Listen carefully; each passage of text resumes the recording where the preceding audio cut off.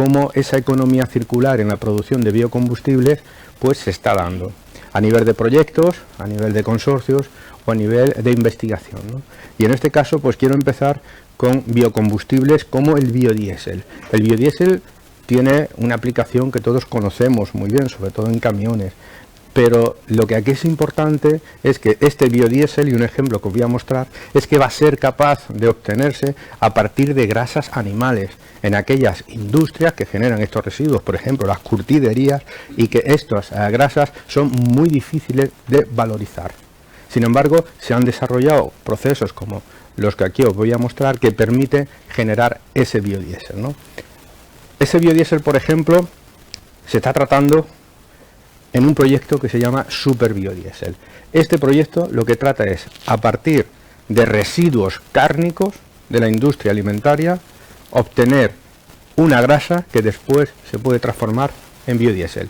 Pero además, esos residuos cárnicos tienen también proteínas, con lo cual para hacer un aprovechamiento integral, lo que hace este proyecto es, por un lado, procesar esos alimentos cárnicos, esos residuos cárnicos, obtener proteínas y obtener, por otro lado, biodiesel, ¿vale? Este no es un ejemplo que podamos aplicar a cerámica, pero después veremos algunos que sí, y yo creo que pueden ser muy interesantes, ¿no? Bueno, en este proyecto el objetivo que en general que os decía es a partir de todos esos residuos cárnicos que pueden haber en industrias que trabajan con carne, o incluso, bueno, las curtiderías, sabéis que al final las pieles tienen que raspar toda la parte de lo que es la piel del pelito, y eso genera unos residuos cárnicos muy difícil de hacer nada con ellos, y esos son los que se valorizan aquí.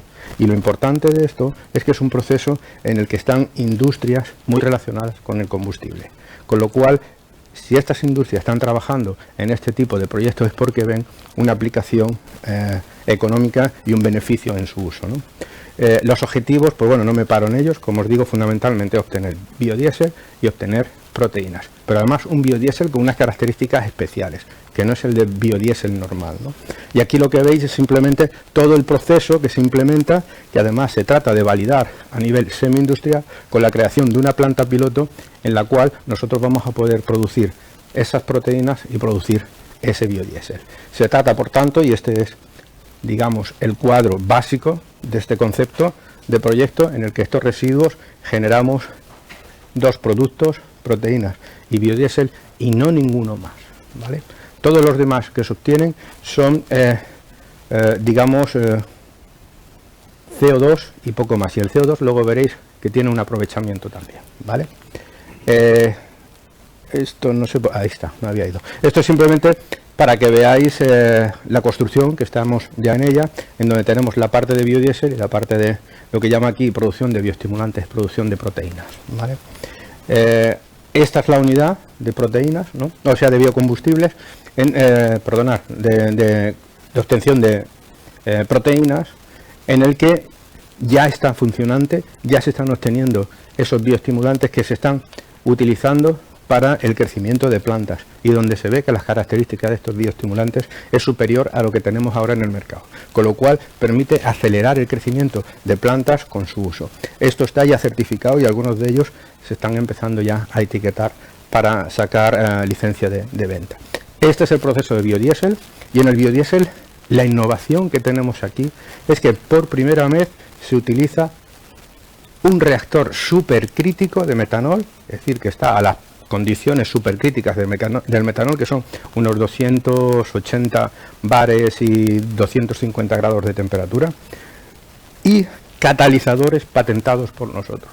¿Qué permite eso? No sé si conocéis alguno cómo se produce el biodiesel. El biodiesel siempre es una grasa que tiene glicerina con ácidos grasos, y esa reacción, eso se hace reaccionar con metanol, de manera que la glicerina y los diferentes ácidos grasos son separados, los ácidos grasos se metilan, se obtienen lo que sería el biodiesel, y queda glicerina como subproducto. Y esa glicerina se obtiene en gran cantidad y supone una de las grandes desventajas o penalización para las industrias de producción de biodiesel, porque no se sabe ya qué hacer con tanta glicerina. Pues este proceso, al trabajar en condiciones supercríticas y con catalizador, es capaz de no producir glicerina, con lo cual lo que hace es incrementar en mucho la cantidad de biodiesel que obtenemos, y no generar etapas adicionales que supondrían un gasto y además la obtención de glicerina que supondría un gasto importante, ¿no? Estos catalizadores, pues aquí tenéis un ejemplo de los que hemos preparado, no tiene glicerina y lo único que es un inconveniente, una ventaja, ya veremos, es lo que está analizando Cepsa, es que este combustible, como incorpora la glicerina transformada en un producto de interés, obtenemos un biocombustible, porque no podemos llamarlo biodiesel, sino un biocombustible que ahora tiene otras propiedades. Es mejor que el biodiesel tradicional, pero no está en norma, con lo cual se está hablando con Europa para ver cómo se hace normativamente este biodiesel o este biocombustible para que se pueda vender. De hecho, es tan importante lo que se ha podido encontrar aquí que ya la Unión Europea por lo pronto ya ha dado lo que es el premio o el rango de Kate Innovator para este proyecto, porque se está obteniendo un combustible que, aún no siendo el de norma, sí que tiene características mejoradas. Eso en el caso del biodiesel, pero en biometano, y esto es muy importante, también se está haciendo muchos estudios que permiten obtener al final pues eso, metano de origen biológico con una proporción suficientemente elevada como para que pueda cubrir demandas que actualmente tenemos de gas natural. Ya sabéis que el gas natural hoy en día es un problema, quizás en España no, porque tenemos varios suministradores, pero sí que en Europa y especialmente en Alemania, con el problema hoy que tenemos de lo que es la guerra de Ucrania, pues ha supuesto un cesado del suministro por parte de Rusia y eso está creando importantes problemas. Eso está llevando a que al final Europa establezca, y ya lo ha hecho, un plan de producción de biogás que permita suplir de alguna manera esas carencias de suministro de metano. Bueno, aquí simplemente poneros lo que es la composición del biogás. En esa composición pues tenemos todos estos elementos que son útiles, estos que son venenos y hay que eliminarlos, e inerte como hidrógeno. Al final lo que nos interesa a nosotros realmente es el metano, pero estos que hay aquí son gases que, aunque aparentemente pueden ser inertes y alguno de ellos no sirva para nada, sí que pueden ser aprovechables, ¿no? ¿Y eso cómo se puede hacer? Pues fijaros, estos que tienen carbono tienen la posibilidad de hidrogenarse y obtener más metano. Esto es lo que se llama reacción de Sabatier. Con lo cual, si nosotros en un biodiesel que tenemos alrededor de un 30-50% de CO2 somos capaces de hidrogenarlo, vamos a tener al final una cantidad de metano enorme, porque una fracción importante de ese CO2 que forma parte del biogás podríamos pasarlo a metano. Eso se está haciendo con catalizadores, obteniendo muy buenos resultados y además haciendo la reacción directamente sobre el biogás. Es decir, no tenemos que separar metano de CO2 y luego el CO2 transformarlo, sino hacerlo todo en el mismo lote. Con lo cual al final tú tienes una corriente de biogás 60 de metano, 40 de CO2, que cuando la pasas por el metanizador puedes tener ya prácticamente 90-95% de metano y poquito CO2. Eso se está haciendo a ese nivel y es lo que se llama ahora, o tratamos de llamarle, pues un gas natural sintético realmente, y además se está acoplando una serie de membranas que tienen la ventaja de que puedes separar los diferentes compuestos y obtener un metano aún más puro, ¿no? Pero no nos quedamos solo en el biogás por la importancia que tiene para generar más metano, sino que del biogás también puede ser una fuente de hidrógeno, que sabéis que es una de las grandes apuestas ahora mismo como alternativa energética, ¿no? ¿Y cómo se produce? Bueno, queríamos simplemente introduciros en hidrógeno porque creo que es importante, y a nivel de la industria cerámica también. Yo creo que la industria cerámica está mirando a ver cómo ese hidrógeno puede ser utilizado para poder utilizarlo en hornos y para poder bajar un poco lo que es la factura de CO2 o de emisiones de CO2, ¿no? Si utiliza hidrógeno. Entonces, las ventajas del hidrógeno, claro, es decir, cuando utilizas hidrógeno como combustible, pues al final no generas CO2, generas solamente agua. Eso no tiene para nada un efecto contaminante. Pero además, por unidad de peso, tiene una densidad energética enorme, unidad de peso, ¿eh? Y además el hidrógeno es el único que tiene la capacidad de almacenar mucha energía por mucho tiempo, es decir, mucho tiempo almacenando muchísima energía. Todos los demás sistemas de almacenamiento de energía, como las baterías, como puede ser los superconductores, es decir, prácticamente pueden almacenarte poca energía que tienen que además devolverla si no se hace obsoleta, si no se consume en el propio dispositivo en poco tiempo. Digamos que el hidrógeno sería comparable incluso más, veis aquí, que lo que serían los pantanos, ¿no? Los pantanos, al final, si tienes un gran pantano, puedes almacenar energía en forma de agua que después puedes volcar para obtener la electricidad. Pero bueno, en el caso de hidrógeno no tendríamos dependencia del régimen de lluvias, que sabéis que ahora es un importante inconveniente. Desventajas también, y una de ellas, la más importante, es que el hidrógeno no es una fuente de energía. ¿Qué quiere decir eso? El hidrógeno no lo encontramos libre en ningún lado. Si tenemos que producirlo a partir de otros recursos, como pueden ser pues recursos renovables, ¿no? Y a partir de diferentes procesos, gasificación es uno de ellos, en los cuales se obtiene ese hidrógeno, pues obtenerla y así a partir de ahí pues poder utilizarla para generar hidrógeno. Pero es que el biogás puede ser una fuente de hidrógeno estupenda, ¿vale?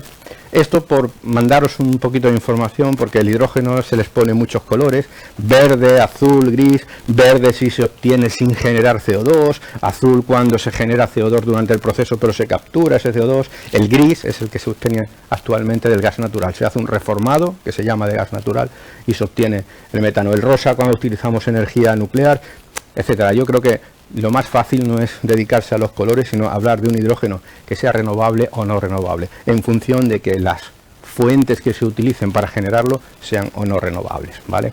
Estos son diferentes procesos a partir de los cuales, y teniendo en cuenta la composición del biogás, nosotros podemos obtener hidrógeno, ¿no?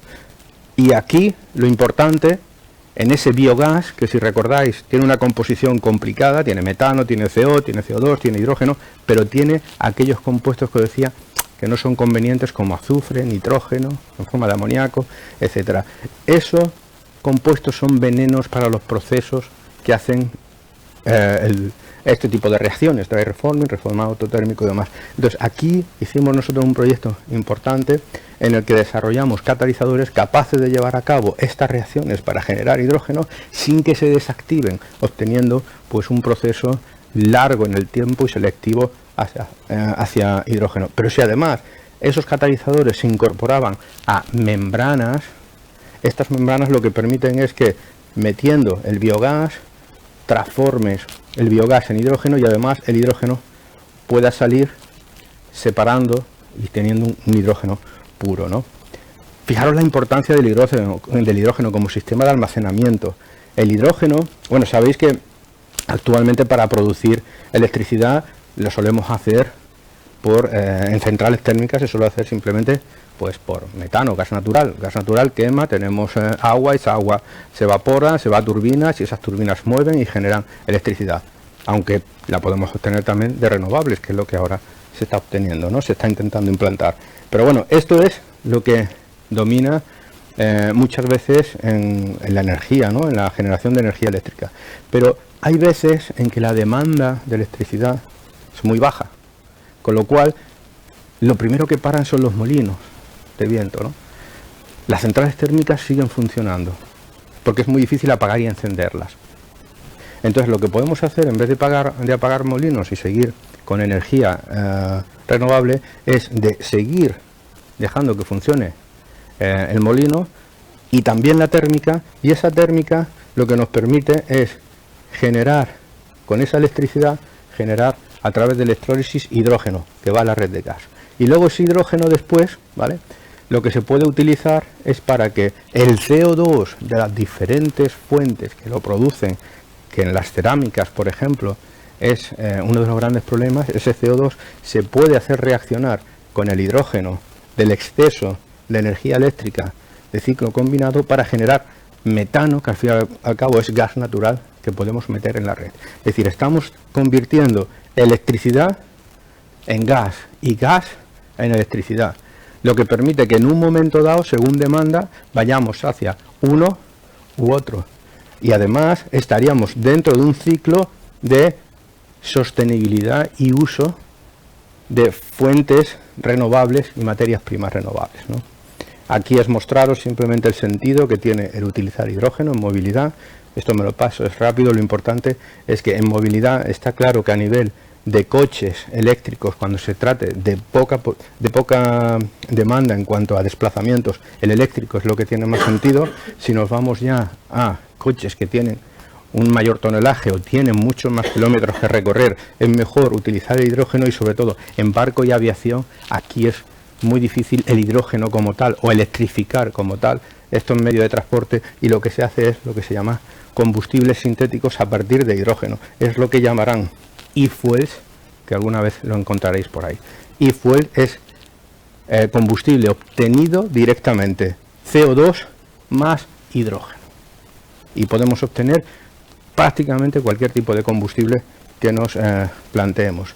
El hidrógeno a través del biogás es lo que se llama proceso de dry reforming, y aquí lo que obtenemos es esto, que es una mezcla de hidrógeno, CO, que es lo que antes nuestra compañera llamaba gas de síntesis. Y es verdad que a partir del gas de síntesis se puede obtener todo, desde productos químicos hasta combustibles, ¿no?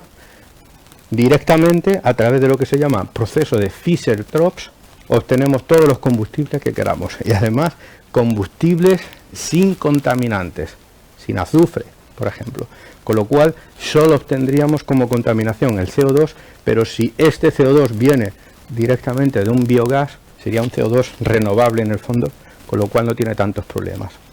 Esto me lo voy a pasar porque es simplemente un proyecto donde ese CO2 se trata de transformar en combustibles que después van aplicados a barco y fundamentalmente a aviación. Y estas son las membranas que antes os decía, que permite que cuando se obtiene ese gas de síntesis se pueda purificar bien para poder llevar a cabo el proceso de Fischer-Tropsch.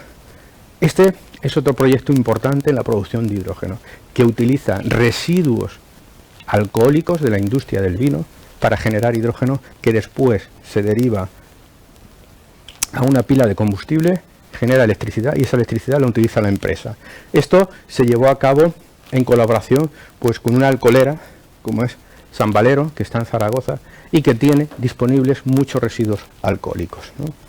Estaba en la zona de Aragón, se llama Cariñena, donde está San Valero, y ahí es donde hemos construido este prototipo, que el prototipo realmente es residuos alcohólicos con un reactor de reformado con catalizadores nuestros patentados que generan gases, entre ellos hidrógeno, que va a una pila de combustible de alta temperatura, y esta pila de combustible de alta temperatura genera electricidad que lo utiliza la propia empresa.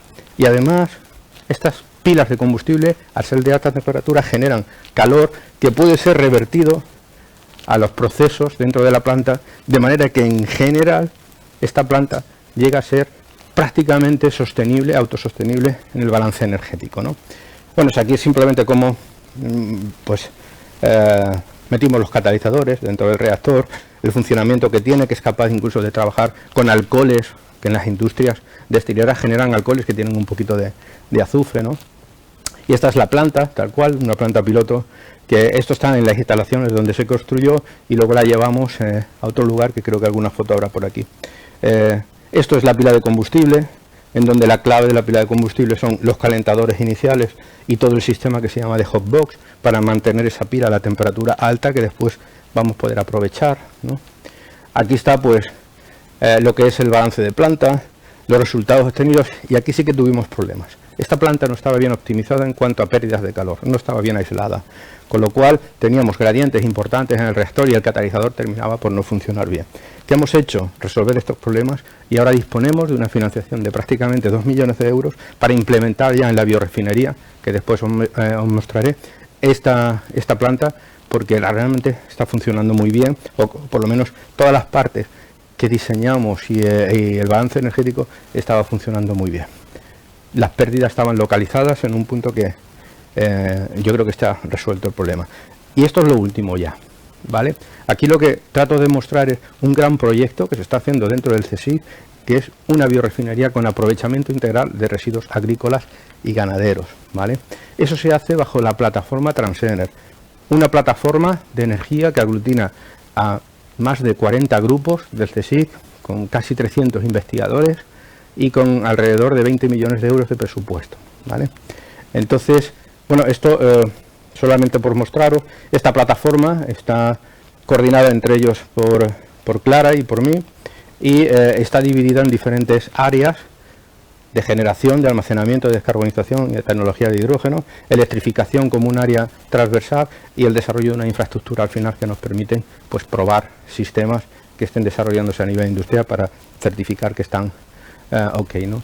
El objetivo pues de la biorefinería no es más que poder desarrollar unidades que procesen en total, pues de manera general esos digamos esos residuos que pueden ayudar después a que obtengamos, como aquí veis, lo que son combustibles para aviación, combustibles para barco fundamentalmente, ¿no? Son este tipo de compuestos, combustibles de aviación, aceites de lignina, combustibles dimetiléter, esto es también de aviación, otro tipo de combustibles que son aprovechados generalmente por barco, hidrógeno, metanol también y diésel sintéticos, que esta biorefinería trata de ser global, de manera que el input que le salga, que entre, solo sea el que salga al final combustible, nada más, todo lo demás aprovechable, incluso el CO2 que pueda generarse, ¿no? Son dos unidades de biorefinería, una para productos linocelulósicos y otro para productos oleaginosos, ¿no? Y a partir de ahí, pues todos los productos que antes os decía. Estas son las unidades en las que se está trabajando, desde fraccionamiento de la biomasa, condicionarla para obtenerla en las condiciones adecuadas para que puedan ser utilizados, valorización de las diferentes fracciones de la biomasa para obtener productos químicos, una unidad de obtención de etanol, otra para combustible de barco, de aviación, otro de barco, gasificación, reformado, 12 unidades en total. TRLs 7, entre 5 y 7, altísimos. Eso ya estamos casi próximos a la transferencia industrial. Los diferentes sustratos que se están contemplando utilizar, desde paja, poda, hueso de aceituna, raspón, vid, residuo de césped, mogollón de ellos. Esto es cada una de las unidades. No me voy a detener mucho, pero sí que voy a decir que, bueno, lo primero es zona de recepción de biomasa para separar la biomasa en celulosa, lignina y hemicelulosa. Estos tres componentes son la base para repartirlos al resto de unidades y que podamos procesar y obtener los combustibles. La celulosa, sistema de producción de etanol, y ese etanol es que después, por un proceso como aquí pone de alcohol a jet fuel, se transforma en combustible para aviación. Esto se está haciendo en el ICP, que es el Instituto de Catálisis y Petroquímica de Madrid, y está en el CIB, el Centro de Investigaciones Biológicas, también en Madrid. Este se está haciendo en el ITQ, y es la lignina, en este caso la lignina con hidrógeno, que generamos nosotros, poder obtener un combustible de aviación a través de este proceso, donde los catalizadores están patentados con nosotros. Esto lo hacemos en el ITQ. Este sería, tanto lignina como el residuo que queda de la lignina, se puede gasificar. Y una vez que gasificas, obtienes hidrógeno. Y ese hidrógeno después lo utilizas en procesos de dimetiléter y Fischer-Tropsch. Y a partir de eso se generan unos compuestos que después se hace el upgrading y se obtiene el combustible. Esto es gasificación de lignina para obtener ese hidrógeno que utilizamos en el resto de procesos. Aquí se trata de que ese biocrudo, a partir de sin gas, que es producido aquí, se puede producir hidrógeno y sin gas, este sin gas va a ceras por Fischer-Tropsch que después se fraccionan para obtener el combustible que queramos, barco, aviación o lo que queramos, ¿no? Esta es la otra unidad, la unidad de biorefinería de aceites usados, donde el aceite usado por un proceso de HVO es hidrogenado y obtenemos compuestos o combustibles de aviación, de barco o de los que queramos, ¿no? Podemos fraccionarlo lo que queramos. Y esta es la última transparencia. Parte de estas unidades y de las otras tecnologías que os he hablado van a formar parte de lo que se llama un hub de descarbonización industrial que se llama Green Ruptive. Todo esto está financiado por el CSIC y se trata de poner en Valencia, creo que esto es Paterna, en el Centro Tecnológico de Paterna, en este edificio que hemos alquilado, todas estas tecnologías juntas que permitan establecer un entorno industrial de colaboración con la industria para poder trasladar y transferir estas tecnologías a industria. Y es aquí donde estamos trabajando en un punto muy importante con la industria cerámica. Es que la industria cerámica está generando, por la combustión, está generando grandes cantidades de CO, CO2 y un montón de gases que acompañan. Pues estamos en un proyecto intentando que esos gases se deriven hacia una unidad de metanización, de manera que ese CO2 y ese CO fundamentalmente se transformen en metano, y ese metano de nuevo pueden ser utilizados para hacer la quema que hacéis en los hornos normal de las cerámicas.